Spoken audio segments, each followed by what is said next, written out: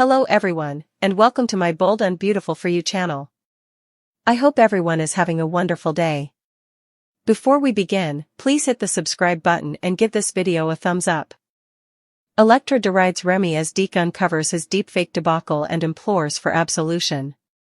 Sheila expresses her gratitude to Taylor, while Brooke disapproves of Deacon's renewed efforts with Sheila, and Remy is compelled to justify his actions to Deke. Luna cautioned Remy that encountering Deke's associates might backfire on him. Indeed, that occurred.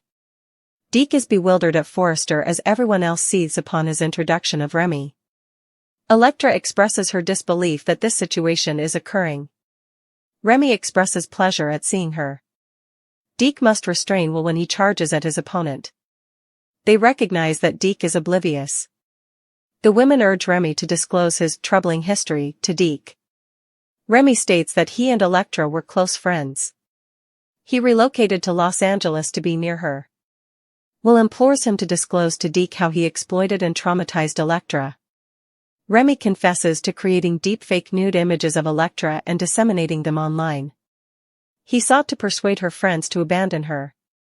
They admonish him, stating that he ought to feel shame. He expresses remorse and does not seek to excuse his actions. Nonetheless, had he not alienated her, she would not have arrived there and encountered Will. Electra will always remember viewing the numerous photographs in his apartment. He pursued her, necessitating Will's intervention for her rescue. They inform Deke that Remy is not the individual he perceives himself to be. Remy acknowledges his actions but expresses remorse for them. He is no longer that individual and expresses profound remorse. He was experiencing a breakdown. He continues to offer apologies, although no one is inclined to listen.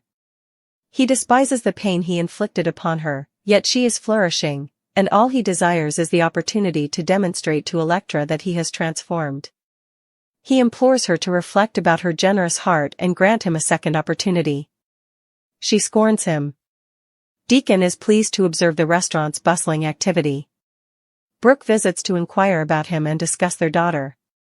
She contacted in advance to confirm Sheila's absence. She is concerned that he is contemplating a reconciliation with his wife. He asserts that no one comprehends them. Taylor encouraged him to make another attempt. She ignited a profound emotion within him, undoubtedly. Brooke evokes memories of his wife's actions. He acknowledges that it is challenging, nevertheless Sheila is his desired choice.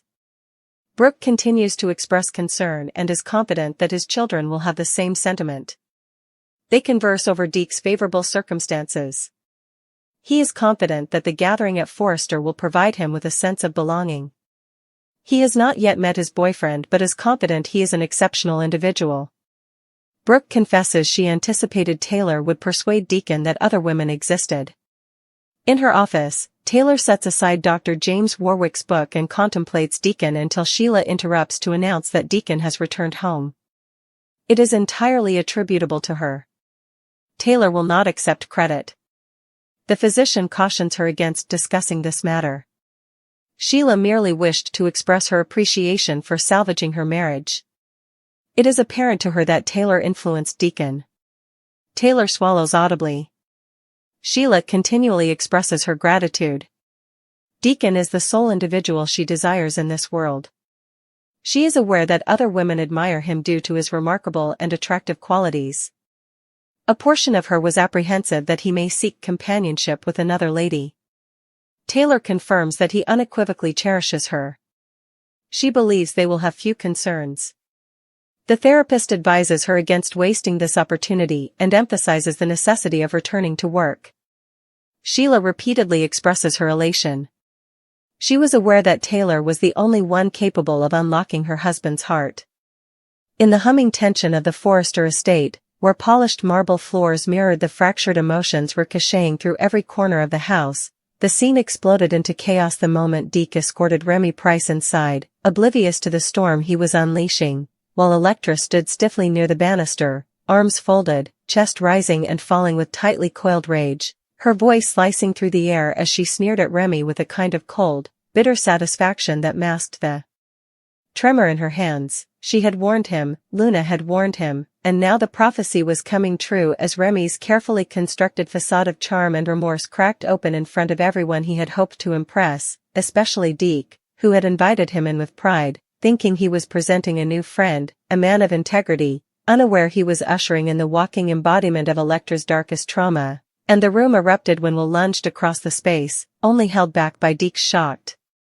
reflexes, leaving Deke staring between them all with a confused, almost wounded look as if he were the only one who hadn't been handed the script to this melodrama. The Forrester women stared Remy down like a jury sharpening the edges of their verdict, and Electra muttered that this couldn't be happening, while Remy had the audacity to give her a soft, broken, "It's good to see you," which sent a shiver of fury up her spine because it was too soft, too familiar, too much like the boy she once trusted before he morphed into the kind of nightmare she couldn't outrun. And Deke, trying to control the escalating scene, urged everyone to calm down, insisting there had to be some misunderstanding, prompting Luna to whisper to Brooke that she told Remy this would blow up in his face if he insisted on meeting Deke's colleagues before dealing with his past, and Will, still simmering with barely restrained violence, leaned in and demanded Remy tell Deke the truth, the whole sick past, and slowly, reluctantly, Remy confessed that he and Electra had once been best friends, practically inseparable, until he moved to Los Angeles not for work like he claimed but to be near her, to shadow her, to haunt the edges of her new life, and Will barked at him to tell Deke what you did to her, what you put her through, and Electra's face paled as Remy admitted he had created deepfake nudes of her, images he manipulated and distributed online to turn her own friends against her, to isolate her, to break her spirit so she would come crawling back to him, and the room gasped, Deke's mouth falling open at the level of cruelty, while the women lectured Remy with righteous fury, calling him sick and shameful, and Electra recalled the moment she first saw the grotesque images plastered on his apartment wall, how she ran, shaking and terrified, how Remy chased her down the street until Will stepped between them like a human shield and saved her, and now every eye in the room burned with disgust as they told Deke that this was not the man he thought he'd befriended, that Remy Price was not some misunderstood loner but someone who weaponized technology and obsession, yet Remy insisted he regretted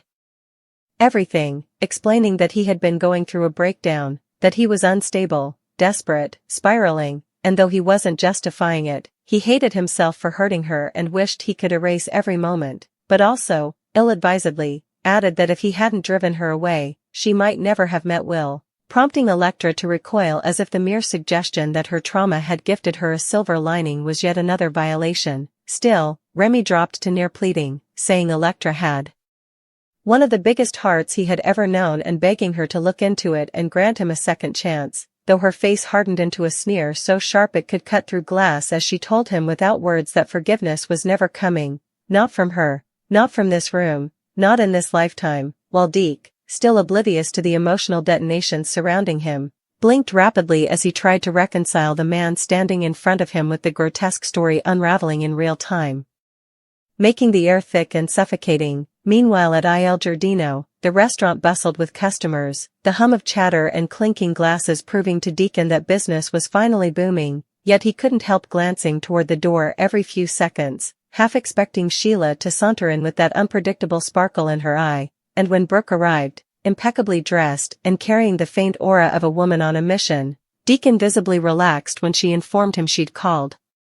ahead to make sure Sheila wasn't there, making it clear she wasn't interested in running into his wife, and Brooke, leaning against the bar with her polished confidence, reminded Deacon she was only there to chat about Hope, though the subtext screamed that she also wanted to check on him, to pry, to influence, and she almost immediately shifted into her protective stance, telling him she worried that Taylor's recent advice might be nudging him toward giving Sheila yet another chance, a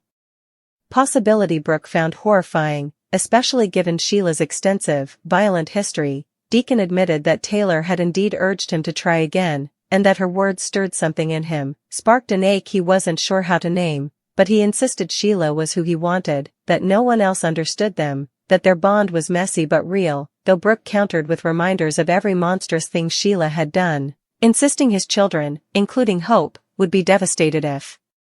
he drifted back into Sheila's gravitational pull, and though Deacon tried to make light of it, he couldn't fully dismiss Brooke's concern because he cared how his daughter saw him, even if his heart had already chosen its dangerous direction. Still, Brooke softened as the topic shifted to his successes, noting how well everything was going for him, how the restaurant was thriving, how he had brought himself back from years of mistakes, and Deacon admitted the upcoming Forrester party made him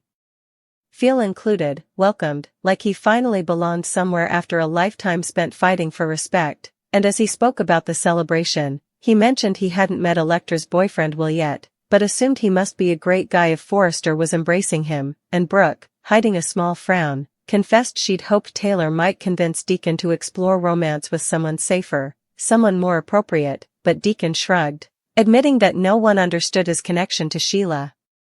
And that maybe they never would. As the evening's threads twisted together, tension simmered across Los Angeles, from the Forrester mansion where Remy's sins exploded into daylight, to the restaurant where Brooke's warnings clashed with Deacon's stubborn loyalty to Sheila, setting the stage for battles, heartbreaks, reunions, and consequences that would ripple through every character's life long after the night's revelations faded, ensuring that nothing, and no one, would ever be the same again. As the tension at Forrester Creations threatened to split the building in half, the confrontation around Remy Price's imploding apologies spiraled even further when Luna stepped forward, her voice trembling not with sympathy but with a simmering frustration that came from months of quietly warning him that secrets this toxic could never stay hidden, and she reminded him in front of everyone that this wasn't some harmless mistake from a troubled past but a deliberate, violating act that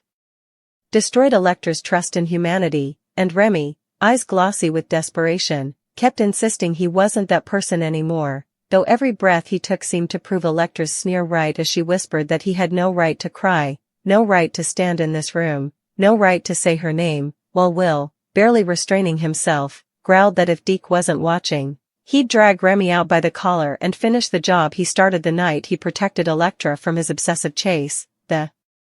whole room pulsed with electricity as Deke finally managed to string together a full thought, asking Remy how he could possibly justify stalking Electra across cities, creating deepfake images, weaponizing her life like some twisted art project, and Remy stammered that it wasn't justification, just explanation, that he'd been in a dark place, unraveling, lost, and Electra snapped that dark place was no excuse for the months she spent terrified her own friends thought she was living a double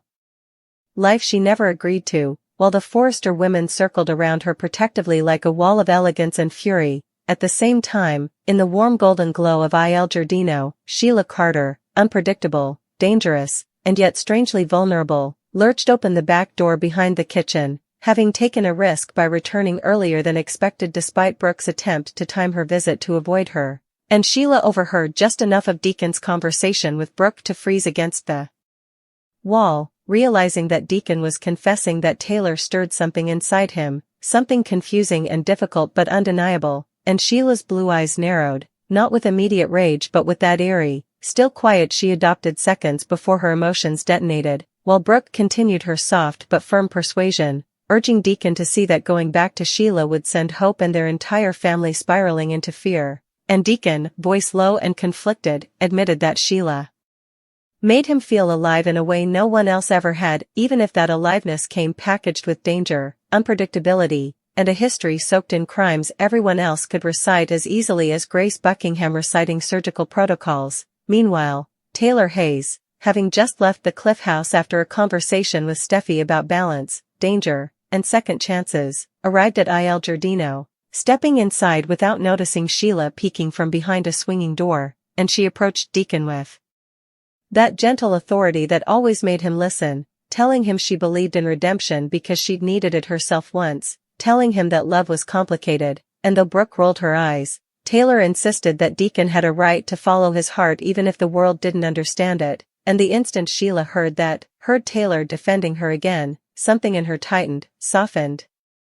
absorbed the confrontation beneath them, and Eric asked Deke if this was some kind of joke, while Quinn stared at Remy with that wicked, perceptive glint like she was already judging the quality of his soul and finding it offensively cheap, and Electra, exhausted but standing strong, repeated the truth one more time, that Remy was dangerous, manipulative, and not someone she ever wanted in her life again, and Remy fell nearly to his knees insisting he needed closure, he needed forgiveness, he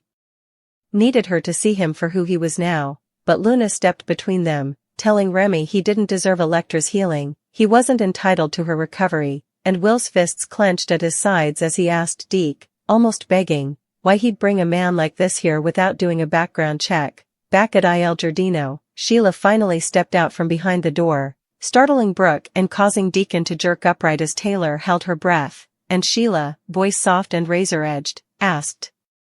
whether Deacon truly meant the things he said about wanting her, about choosing her, and Brooke immediately snapped that Sheila had no right to intrude, but Sheila ignored her entirely, locking eyes solely with Deacon and whispering that if he wanted her, truly wanted her, she needed to hear him say it in front of the woman who hated her most, because she was tired of being Deacon's shadow, tired of hiding, tired of pretending she didn't care who judged them, and the tension in the restaurant grew so thick even the customers stopped eating. Back at Forrester, Deke finally found his voice, declaring that while he believed in second chances and redemption, having lived through his own mistakes, he couldn't support Remy staying there after hearing everything he'd done, and Remy's face fell as Deke said he needed time to think, time to process, time to figure out who Remy really was beneath the layers, and Electra, chest heaving with adrenaline, leaned into Will's shoulder as he wrapped an arm protectively around her, murmuring that she never had to see Remy again, while Quinn whispered to Eric that this drama might actually rival some of their own past scandals. Meanwhile, Sheila waited for Deacon's answer like it was life or death, and Deacon, caught between Brooke's protective warnings and Taylor's quiet encouragement, looked at Sheila with a mixture of fear and longing and whispered her name, making Brooke gasp and Sheila's lip tremble, while Taylor silently prayed Deacon chose the version of himself that led to healing, not destruction. And as these two worlds cracked open simultaneously, the Remy/Electra disaster at Forrester and the Deacon/Sheila emotional earthquake at Il Giardino, the entire fabric of Los Angeles felt like it was trembling, bracing for the fallout that would ripple through every Forrester boardroom, every Finnegan family conversation, every Logan intervention, every Spencer confrontation, and every whispered, forbidden moment between lovers who shouldn't be together but couldn't seem to stay apart, ensuring that no one, not Remy, not Electra, not Sheila, not Deacon, not Luna, not Will, not Brooke, not Taylor, and certainly not Deke, had any idea just how deeply tonight's decisions would alter the future forever. The night's chaos at Forrester Creations refused to settle as Remy stood frozen, his apologies and pleas echoing against the glass and steel of the lofty studio, every word seeming to bounce off the walls without landing in anyone's heart. Electra's eyes narrowing to slits as she remembered each humiliating, terrifying moment, the stolen privacy, the betrayal, the way the images